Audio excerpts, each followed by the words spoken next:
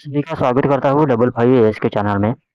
आज हम देखने वाले हैं कि नोमुरा रिपोर्ट और उस रिपोर्ट में क्या बताया गया है कि ऑटो सेक्टर में इंडिया के ऑटो सेक्टर में कैसा फ़ायदा हो सकता है। दूसरी चीज़ है किसकी वजह से, टैरिफ की वजह से। ठीक है, तो उस वजह से इंडिया का जो ऑटो सेक्टर का जो बिजनेस है वो कैसे एक्सपांड हो सकता है। और जो विदेशी कंपनियां हैं जो चाइना में मैन्युफैक्चरिंग का बिजनेस कर रही है, तो वो बिजनेस क्लोज करके वो इंडिया में आने की अभी कोशिश कर रहे हैं। तो उस वजह से इंडिया के ऑटो सेक्टर के इसमें किस तरीके का एक्सपांड आ सकता है और किस तरीके से इसकी ग्रोथ हो सकती है, ये आगे चल के हम देखते हैं। तो उसके पहले हम देखेंगे कि मार्केट व्यू कल यानी कि शुक्रवार का कैसा रहा है, उसके बारे में भी हम थोड़ा सा जानने की कोशिश कर लेते हैं। अगर आप देख पा रहे होगे कि निफ्टी 24,346 के आसपास क्लोज हुई है। ठीक है, तकरीबन 12% का आपको अप देखते हुए नज़र आ रहा है।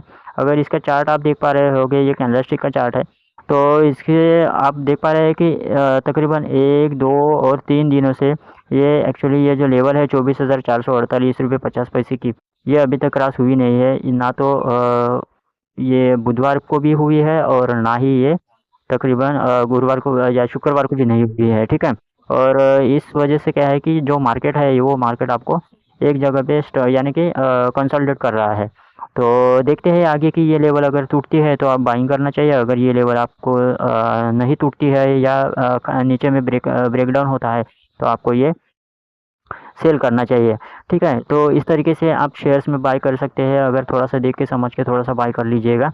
ठीक है, क्योंकि सिचुएशन ही बहुत ही ख़राब है। क्योंकि अभी आप समझ पा रहे हैं कि पहलगाम का जो अटैक हुआ था उसकी वजह से इंडिया और पाकिस्तान में किस तरीके से न्यूज़ आपको देखने को मिल रही है। तो उसका भी एक है, और दूसरा BSE सेंसेक्स में भी आप देख पा रहे हैं कि यहाँ पे भी उसी तरीके का है कि 260 पॉइंट का उसमें अप देखने को मिल रहा है। 80,501 में बंद हुई है। ठीक है, इसका भी अगर चार्ट अगर देख पा रहे हैं आप, तो 81,000 के आसपास ओपन हुई थी और क्लोजिंग हुई थी उसकी तकरीबन आप देख पा रहे हैं कि तकरीबन बोलते हैं कि 80,500 के नीचे ही है। ठीक है, 80,500 के नीचे आपको देखने को मिल रही है। और यहाँ से आप देख पा रहे हैं कि थोड़ा सा जो बुधवार का जो क्लोजिंग सेशन था वो क्लोजिंग के पास ही आए थे, आई थी सेंसेक्स, और यहाँ से थोड़ा सा ऊपर होके थोड़ा सा रिट्रेसमेंट नीचे में रिट्रेस होगी नीचे में। ठीक है, तो देखते हैं कि नामुरा की रिपोर्ट क्या कहती है। और नामुरा ऐसी कंपनी है जो जापानीज कंपनी है, जो एसेट मैनेजमेंट कंपनी है। जैसे कि हमारी यहाँ एसेट मैनेजमेंट कंपनियाँ क्या काम करती है, आप तो जहाँ सभी लोग जानती है कि इन्वेस्टमेंट करती है शेयर मार्केट में, जिसकी वजह से आपको म्यूचुअल फंड के थ्रू इन्वेस्टमेंट करते करते हुए नज़र आती होंगी। तो उसी तरीके की ये भी कंपनी है, जापान की कंपनी है। तो ये भी शेयर मार्केट में ट्रेडिंग एंड इन्वेस्टमेंट करती है।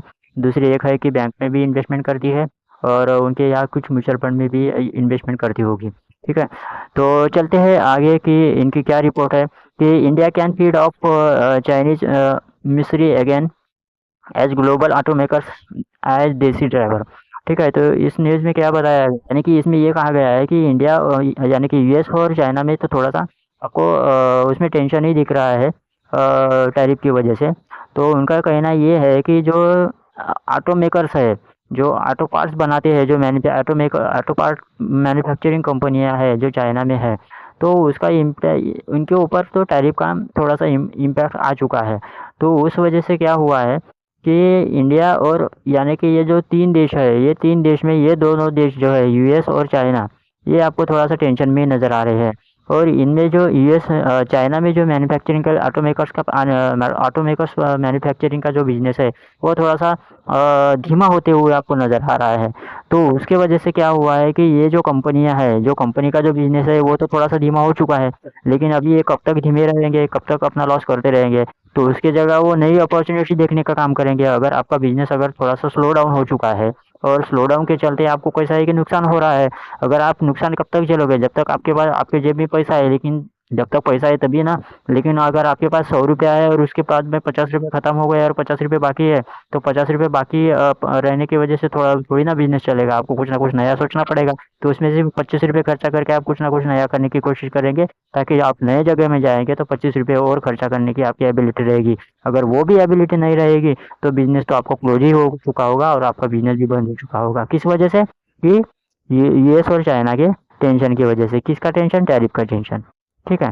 तो वो क्या करते हैं, अल्टरनेटिव किस कौन सी जगह ढूंढ रहे हैं? वो एक्चुअली इंडिया ढूंढ रही है। तो चलते हैं, चलिए कि आगे में क्या दिया है कि ये तो टेंशन में है ही। ठीक है, ये आपको टेंशन में ही नज़र आ रहा है और रहेगा भी। यूएस और चाइना, इनका जब तक कि मसला ख़त्म नहीं होता तब तक तो यूएस और चाइना दोनों भी टेंशन में ही रहेंगे। और इनके टेंशन की वजह से क्या होगा कि जो बिजनेस रहे इनके, ये बिजनेस भी आपको टेंशन में, ये बिजनेस वाले भी टेंशन में नज़र आएंगे। जैसे कि कोई भी पकड़ लेते हैं कि फोर्ड है, हुंडई है, बाकी के अदरवाइज कंपनियां है, वो मैन्युफैक्चरिंग बिजनेस छोटे छोटे जो पार्ट बनाती है। ठीक है। और बाकी अदरवाइज जो बिजनेसेस है, ठीक है, तो ये क्या हुआ है, ये क्या है कि इनका बिजनेस अभी थोड़ा सा क्लोज, यानी कि थोड़ा सा आपको कम ही नज़र आता है। ठीक है, जैसा पहले बिजनेस चलता था उस तरीके से बिजनेस अभी इनका चल नहीं रहा है। तो ये सभी टेंशन है, टेंशन में आपको नज़र आते हुए देखने को मिल जाएंगे। ठीक है। अभी ये टेंशन कब तक रहेगा भाई? जब तक कि ये टेंशन रहेगा तब तक, जब तक यूएस और चाइना का जो मसले है, जो टैरिफ के मसले है, वो जब तक ख़त्म नहीं होगा तब तक। अभी इसके चलते हुए इन्होंने क्या किया है कि ये जो बिजनेसेस है वो किसी इंडिया में ट्रांसफ़र तो करने की अभी सोच रहे हैं। तो इंडिया में ट्रांसफ़र करने की सोच रहे हैं, लेकिन सबसे पहले तो ये है कि आप सोच पा रहे होंगे कि चाइना में क्या आपको नज़र आता हुआ देखने को मिल रहा था। तो देख लीजिए, सबसे पहले इकोनॉमिक स्लो डाउन हो रही है, प्रॉपर्टीज़ के आंकड़े भी आपको कम नज़र आते हुए देखने को मिल रहे हैं। उनके पॉलिटिकल अनसर्टेनिटी और स्ट्रिक्ट गवर्नमेंट गवर्नमेंट थोड़ा सी उनके वहाँ पे स्ट्रिक्ट है बिजनेस के मामले में। और दूसरी एक मेन चीज़ है कि उनके ऊपर तो यूएस और चाइना का जो टैरिफ का टेंशन है वो भी आपको देखने को मिल रहा है। तो उस वजह से वो बिजनेस हटाने की वहाँ से कोशिश कर रहे हैं। दूसरी मेन चीज़ ये है कि इंडिया में आपको क्या नज़र आता हुआ दिख रहा है, इंडिया में थोड़ी सी शांति है। ठीक है। इंडिया में थोड़ी सी शांति है। यहाँ पे अगर टैरिफ लगता भी है तो तकरीबन अभी तो 10% ही है, आगे लगेगा तो 26% लगेगा। थोड़ा सा और ज़्यादा भी हो सकता है या कम भी हो सकता है। ठीक है। तो इसमें ये एक अपॉर्चुनिटी है। ठीक है। दूसरी मेन चीज़ क्या है कि इंडिया में और क्या मिल सकता है यहाँ पे, यंग और ग्रोविंग आपको मिडिल क्लासेस के लोग मिल जाएंगे, जो कमाई के साधन ढूंढते रहते हैं, जो बेरोजगारों को रोजगार मिल सकता है। और कंपनी को भी यंग और एकदम ग्रोविंग मिडिल क्लास मिल जाएगा। तो उसके वजह से भी ये एक अपॉर्चुनिटीज है। दूसरी में अपॉर्चुनिटी ये है कि स्टेबल गवर्नमेंट। ठीक है, गवर्नमेंट भी थोड़ा सा स्टेबल ही है यहाँ पे। और दूसरी मेन चीज़ ये है कि प्रोडक्शन लिंक इंसेंटिव। ठीक है, तो ये भी उनको मिलता है। और दूसरी एक मेन चीज़, सबसे बड़ी मेन चीज़ उनको मिलने वाली है ये कि चीप एंड स्किल्ड लेबर।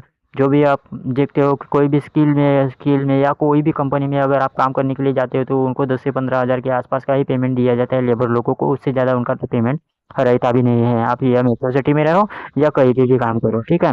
तो उस वजह से कहा आपको यहाँ पे अपॉर्चुनिटीज इंडिया में देखने को मिल सकती है। तो इस वजह से क्या है कि वो जो चाइना के जो बिजनेसेस है, वो हटाने की कोशिश कर रहे हैं और इंडिया में स्टेबल होने की कोशिश कर रहे हैं, ताकि उनका बिजनेस भी चले और इनको प्रॉफिट भी हो। अभी ये प्रोसेस करने के लिए उनको तकरीबन नहीं तो भी 6-7 साल का तो उनको तो थोड़ा सा टाइम लगेगा ही।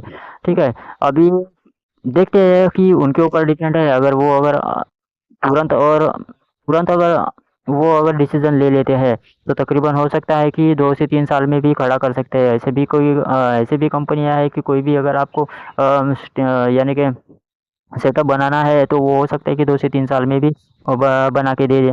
ठीक है। तो उस टाइप से ये अभी डिसीजन ले रहे हैं, क्योंकि कैसा है कि ये जो बिजनेसेस है वो बिजनेसेस उनके स्लो डाउन हो रहे हैं। तो उसके वजह से वो अपना जो प्रोडक्शन हब है और मैन्युफैक्चरिंग जो कंपनियां हैं वो इंडिया में आ सकती हैं। ठीक है। तो ये कहना करण अदानी साहब ने भी यही बोले हैं कि जब भी वो केरला में एक्सपांड कर रहे हैं वो अपना अदानी पोर्ट का, तो उसमें भी उन्होंने तकरीबन नहीं तो भी 30,000 करोड़ का वहाँ पे इन्वेस्टमेंट किया है अभी अभी। तो उन्होंने भी यही कहा है कि यूएस और इंडिया ये सॉरी यूएस और चाइना कि जो टैरिफ का जो वार अभी चल रहा है तो उनके टेंशन की वजह से अभी चाइना में जो कंपनियां हैं वो कंपनियां भी थोड़ा सा टेंशन में ही नज़र आती हुई दिख रही है। और उनका जो बिजनेस है वो बिजनेस भी स्लो डाउन होते हुए आपको नज़र आ रहा है। तो उसके चलते जो इंपोर्ट और एक्सपोर्ट का जो बिजनेस है वो इंडिया के साथ बढ़ सकता है। और जो कंपनी जो चाइना में जो खड़ी है वो चाइना की भी कंपनी यहाँ पे इंडिया में एक्सपांड करने की कोशिश करेंगे, यहाँ पे अपना सेटअप बनाने की कोशिश कर सकते हैं। तो देखते हैं आगे की दो लोगों की एक्चुअली आपको प्रेडिक्शन नज़र आ रही होगी, तो आगे चल के देखते हैं कि क्या होगा और क्या नहीं होगा। एक्चुअली ये एक रिपोर्ट है, ऐसा होगा नहीं होगा ये आगे की न्यूज़ में पता चलेगा, इसमें क्या नई अपडेट आती है तो। ठीक है, तो चलिए मिलते हैं, आज तक के लिए इतना ही।